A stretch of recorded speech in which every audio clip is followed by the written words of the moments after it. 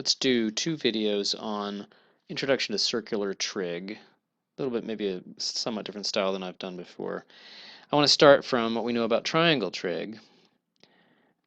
If you've got a right triangle and you've got some angle in here, let's call it theta, it's the Greek theta, then we know the definitions of the six trig functions as ratios of sides. For example, the cosine of theta is adjacent, that's a weird D, over hypotenuse, and the sine of theta is opposite over hypotenuse.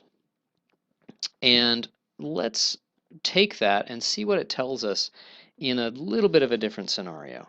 What we're going to be looking at is we're going to look at a circle, and we're going to put it in a coordinate grid, and we're going to be really obsessive about the coordinates of points on a circle, and we're going to relate those to the angle that a point sits at in the circle. So what I'm going to do is I'm just going to draw, I'm going to say, what if this was in a circle? What if this point right here, so we're going to be thinking about this point on a circle, has coordinates x comma y. Here's x, here's y, okay? And I've drawn a circle with a certain radius, and pretty soon we're going to specialize that, but right now it's a circle of just some radius, and I want to think about the coordinates of some point on the circle, and in particular I want to know if you give me the angle it sits at, and we've talked about this idea of an angle as put it in standard position on a circle and think about it as an amount of rotation up to where you are. Given the angle theta, can you predict x and y? And the idea is, and the reason I drew this around a right triangle, is that if you've got a point x and y on the circle, and you want to get its coordinates, the natural thing to do is to drop a perpendicular to the x-axis. Because then, what is this side? The length of that side is exactly the y-coordinate. That's how you get the y-coordinate geometrically if something's just the height above the x-axis. And what is this side? It's how far over do you have to go to be right under x comma y? That's x. Now, the hypotenuse then becomes the radius of this circle. In this year, it happens to be we did a problem about a machine shop problem drilling holes in a circular object, which is exactly an example of this process. Take a point known to be on a certain circle. We want to find its coordinates. We're given something about the angle. That means we're going to draw a right triangle. The right triangle is because we want to focus on x and y coordinates. And the hypotenuse is just identified with the radius of that circle. Okay, so let's see what happens when we apply our previous knowledge of that, of trig, specifically focusing on its cosine and sine. This applies to all six trig functions, but the cosine and sine take an absolute preeminent place here. Because cosine theta, adjacent over hypotenuse, x over r, or in other words, if I want to find x, if you tell me the radius of the circle, which is often a known quantity, and you tell me the angle I'm at, theta, how far we've rotated from the x-axis to get up to pointing at that point, for example, that's one way to think about it, then I'm just going to multiply r times cosine theta to get the x-coordinate. Similarly, sine theta is y over r, just exactly what we usually do, opposite over hypotenuse.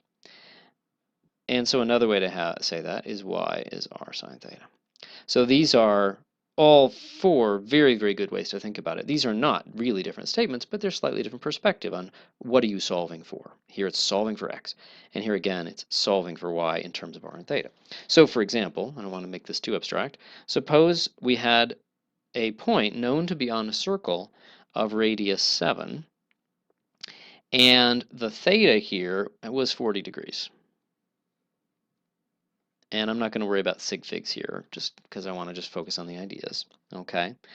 So don't nitpick on the sig figs, please, although usually that's a good idea. Alrighty, so I've got something on a circle of radius 7, and it's 40 degrees rotated up from the x-axis, and I want to know x and y. Okay, so once again, cosine 40 degrees is that x over 7 to do this guy.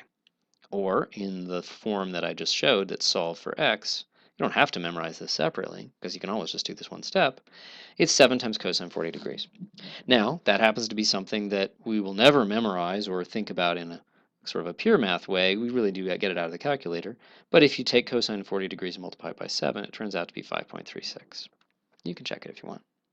Similarly, y over 7 is going to be sine 40 degrees, or it's good to cut to the chase once we get used to this.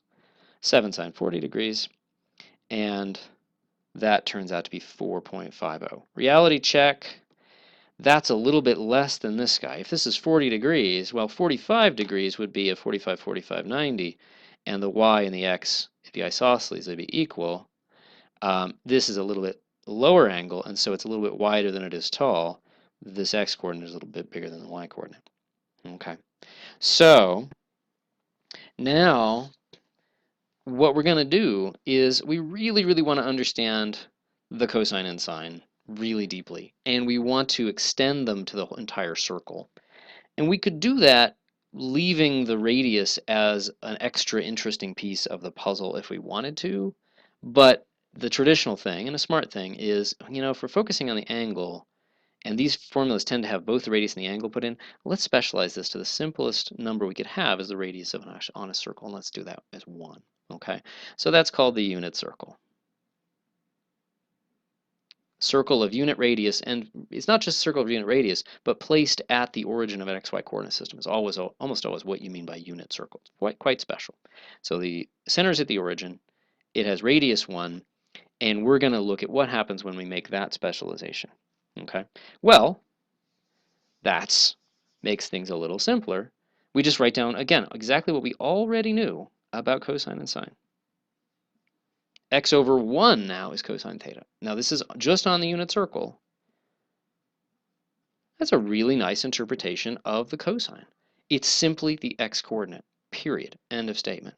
And similarly, y over 1 is sine. That's what we know already from triangle trig. We're not inventing anything.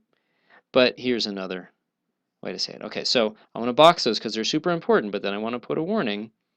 This is only true on the unit circle. It has to have radius 1, and we have to be centered at the origin, so that this x and y really are just these sides, and so that the 1 goes away and the 1 goes away here.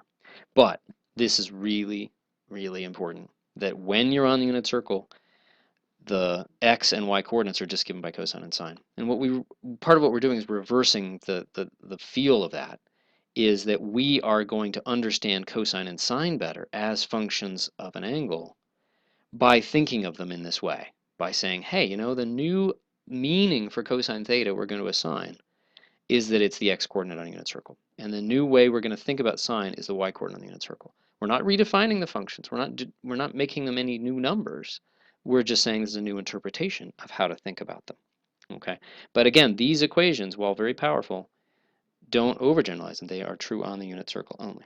Okay? So for example, if this is 40 degrees again, and now it's a circle of radius 1, okay, now the x and y coordinates of these guys, well, that's going to be, the x coordinate is going to be some number less than 1, because at the extreme, it could be 1 right at way over here if the triangle got really skinny down this and wide, right? Wide and not tall. Short, that's the word.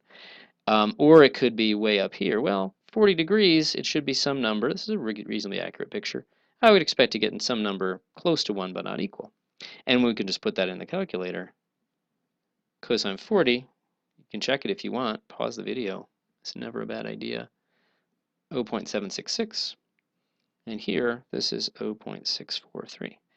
Again, this guy is a little bit less than this because it's still the same shape. It's a similar triangle to what we just did when it was 7. But now this is less than 1, this is less than 1, but this is a little bit even smaller. Okay, so that's the x and y coordinates of this mystery point now on the unit circle at 40 degrees.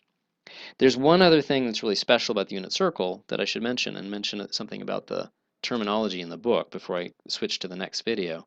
They talk about a number t, and I think they make it really obscure in the book we're using right now. They talk about a t. Really, that t is the arc length, which we usually call s, along the circle. They're using the letter T because it's a special situation where you're on the unit circle, and that's a very special thing, okay? And what do you get out from being on the unit circle? We always have S equals R theta. That's always true on any circle as long as theta is measured in radians. Ooh, okay, so that's suggesting radians might be good.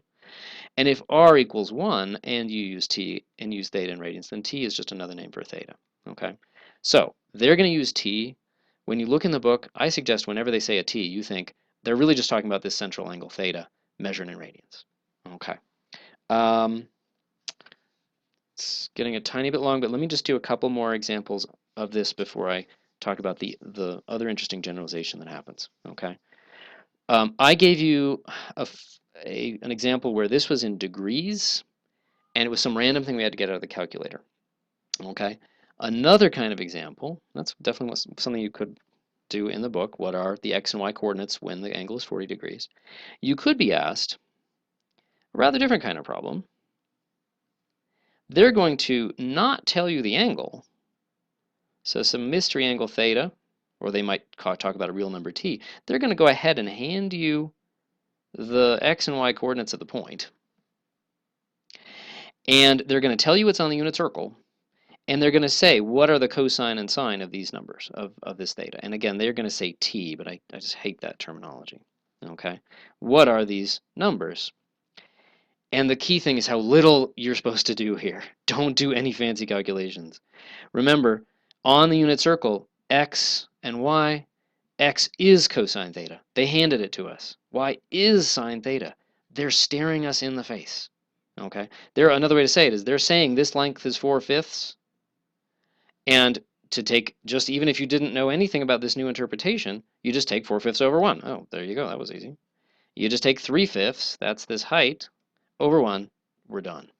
So these are the easiest kind of problems. They often trip people up because there's so little to do. Okay.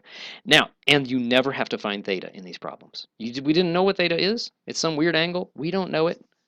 Eventually we'll get techniques for that, but you don't have to know it. Then the third kind of problem where you're asked to evaluate like cosine and sine is where they do give the angle and it's special. Like, for example, 60 degrees. Or, and we're going to want to transition to radians, definitely for the next video, pi over 3 radians. And they ask, what are the x and y coordinates? Or they ask, like, what are all the 6 trig functions, for example? Again, it's on the unit circle. X equals cosine theta. And here we actually know from the triangle trig stuff, from the special angles, like that's cosine pi over 3, that's 1/2. Y equals sine theta equals sine pi over 3. And that's root 3 over 2. Okay. And what about tangent? Ooh, haven't talked much. I've been focusing on cosine and sine. Tangent theta, it's the same deal. I don't have a good, let me put the triangle here. Yx. We're talking about triangles with y, x, and this happens to be 1 because we're specializing in that case. Well, it's still opposite over adjacent. Ooh, that's also known as sine over cosine. That's always going to be true. Okay. In this case, it's root 3 over 2 divided by 1/2. If you do the algebra carefully, it's root 3. Okay, good enough for this one.